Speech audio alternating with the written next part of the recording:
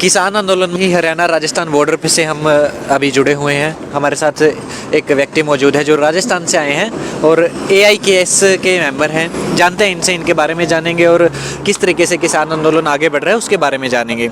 नमस्कार सर, अपना परिचय दीजिए पहले तो। सबसे पहले तो आपका मीडिया जो सिटी 24 है उसको मेरा धन्यवाद। और हम उम्मीद करते हैं कि आप इस देश की मेहनतकश आवाम की आवाज़ को पेश करेंगे। आप आए, इसके लिए आपको बहुत बहुत धन्यवाद। अब मैं शुरू करता हूं। मेरा नाम रूट सिंह मेला, राजस्थान किसान सभा स्टेट कमेटी मेंबर, राजस्थान किसान सभा स्टेट कमेटी मेंबर। और मेरा एजुकेशन है MA हिस्ट्री।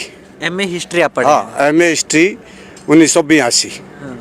और ज़िला है मेरा सीकर, तहसील है धौर, गांव है लाडवा। और काम क्या करते हैं आप? खेती का काम है। मेरे घर में खेती के अलावा कोई बाहरी पैसा या धंधा कुछ नहीं है। मेरे एक लड़का है, एक लड़की है, लड़का भी MA है, पुत्र वधू भी MA है। और हम केवल मात्र खेती करते हैं। हमारी आमदनी, हमारी रोजी रोटी का जरिया केवल खेती है। तो अभी एक मिनट, ये उन लोगों को जवाब है जो कहते हैं किसान तो अनपढ़ है, उनको क्या समझ है बिलों की। सर ने जो है MA किया हुआ है, तो पढ़े लिखे लोग हैं यहाँ पे, ठीक है। किसान भी पढ़ा लिखा होता है, ज़्यादातर अभी किसान जो है पढ़े लिखे हैं। हाँ सर, अपनी बात आगे कंटिन्यू कीजिए। आगे जो भारत सरकार, नरेंद्र मोदी की सरकार ने जो खेती के 3 पहले देश के जरिए लाए और फिर उन कानूनों को पार्लियामेंट को दत्था बताते हुए जो राज्यसभा में डिबेट की मांग को भी, जो प्रजातांत्रिक संवैधानिक अधिकार है उसको भी नहीं माना, और हाबड़ तोड़ में सारे नियमों को, संसदीय नियमों को तोड़ करके जो काले कानून पास किए हैं।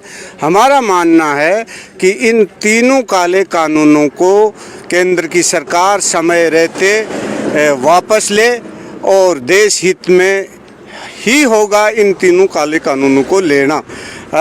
हम ये चाहते हैं कि भारत की नरेंद्र मोदी सरकार को जनादेश 5 साल के लिए मिला है, तो वो अपना शासन चलाए, अपना कुशासन ना चलाए।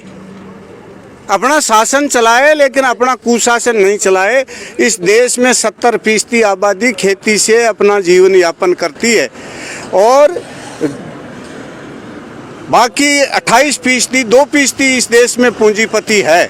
28% टोटल जनता है, छोटा उद्योग है, मजदूर है, कल कारखाना है, कर्मचारी है और दीगर छोटे धंधे हैं। वो जो खेती से कच्चा माल आता है वो फैक्ट्रियों में पक्का माल तैयार होता है, चाहे खनिज का है, कुछ भी है, सारी चीज़ें ज़मीन से निकलती हैं। इसलिए देश का 98% आबादी खेती से ताल्लुक़ है उनका। उस 98% आबादी की अगर मोदी सरकार नहीं सुनेगी तो हमारा मानना है धीरे धीरे मोदी चाहे जितना समय ले, धीरे धीरे पूरे हिंदुस्तान का किसान जुड़ता जा रहा है। हम यहाँ राजनीति नहीं, हम यहाँ किसान को, देश की किसानी को बचाने के लिए, देश के किसान को बचाने के लिए और हिंदुस्तान का सारा किसान इकट्ठा होगा। और किसान की ये बात मोदी सरकार को सुननी होगी और तीनों अध्यादेश वापस लेने होंगे। अगर तीनों अध्यादेश नहीं लेगा और मोदी सरकार इस मुकालते में रहे कि वो बल प्रयोग से किसानों को खदेड़ देगा या किसान हट जाएंगे, इस मुकालते में भारत सरकार नहीं रहे। ये 100 साल के बाद किसानों का अपने हकों के लिए, अपने संघर्ष के लिए ये महाकुंभ होने जा रहा है। किसानों का, किसान जमात, वो सभी धर्मों के किसान हैं, सभी जातियों के किसान हैं, उनका एक महासंगम होगा।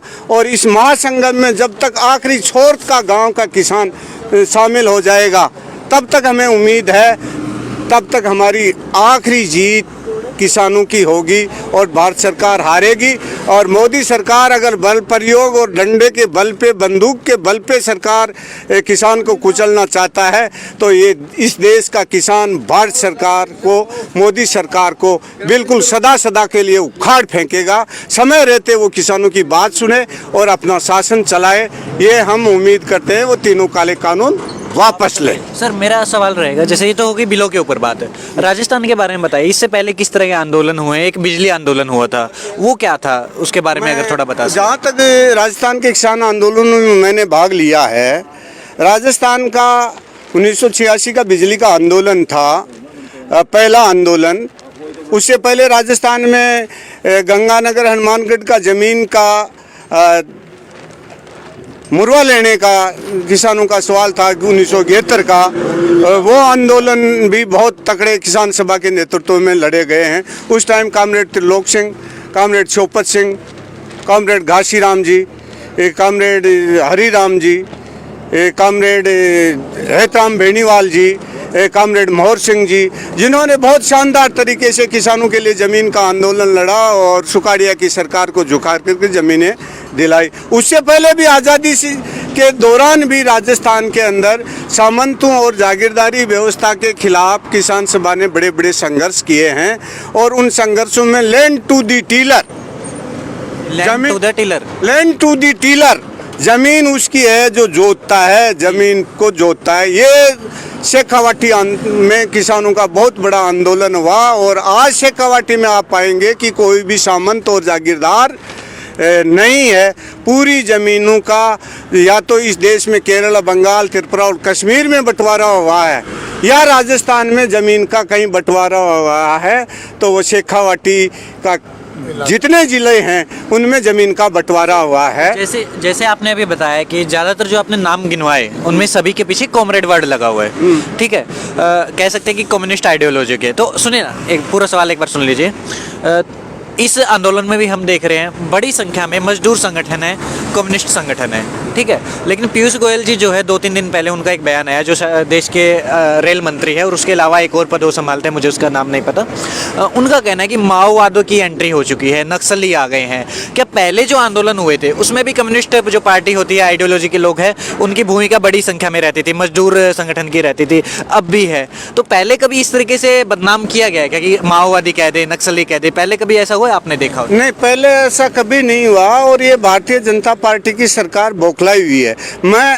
मेरी राजनीति कोई हो सकती है, मेरी पार्टी कोई हो सकती है, मैं पहले किसान हूँ और ये हम जिस झंडे के नीचे आए, मैंने कम्युनिस्ट कॉमरेड शब्द लगाया, उनकी राजनीति कम्युनिस्ट थी, लेकिन वो एक किसान नेता भी थे।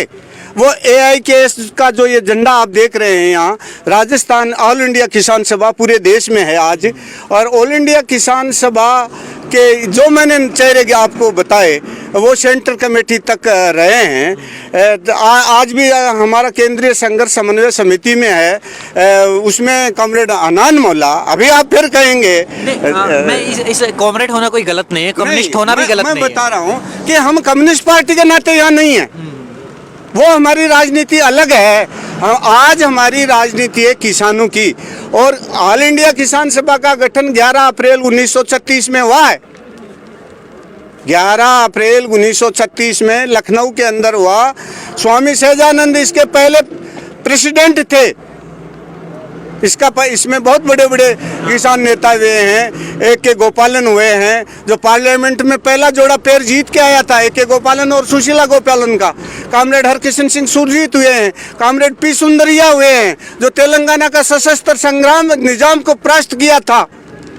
ये ऑल इंडिया किसान सभा आज का संगठन नहीं है, ये 1936 का किसान सभा किसानों का संगठन है। भाजपा की मर्जी है, वो हमें माओइस्ट कहे या जो कुछ उसके दिमाग में आता है वो कहे, ये एक कहते हैं, नक्सली कहते हैं। हाँ, वो उनकी मर्जी है, लेकिन हम एक किसान सभा का, मेरा निवेदन है उनसे, पीयूष गोयल से, कि वो हिंदुस्तान के अंदर किसान सभा एक संवैधानिक किसानों का संगठन है, किसान सभा का एक छोटा सा संविधान है। अगर पीयूष गोयल इस बयान को देने से पहले उस किसान सभा के संविधान को पढ़ लेते तो मेरी समझ में वो ऐसा बयान नहीं देते।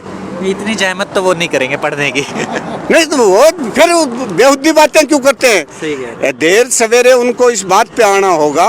और हम कोई हुड़दंगकारी और हम यहाँ कोई ड्रामा या कोई अड़ंगा खड़ा करने के लिए नहीं आए। हम इस देश के तमाम किसान तक हमारा मैसेज जाएगा, तब तक यहाँ डटे रहेंगे और इन काले कानूनों को हटा करके ही जाएंगे। हम उससे पहले यहाँ से नहीं जाने वाले हैं। बहुत बहुत शुक्रिया सर। आप और कह रहे हैं, पूरी बात कर दीजिए। कोई बात बीच में रह गई है? नहीं नहीं, वो बातें चलती रहेंगी। आपका शुक्रिया, आप आए इसके लिए आपको बहुत बहुत धन्यवाद।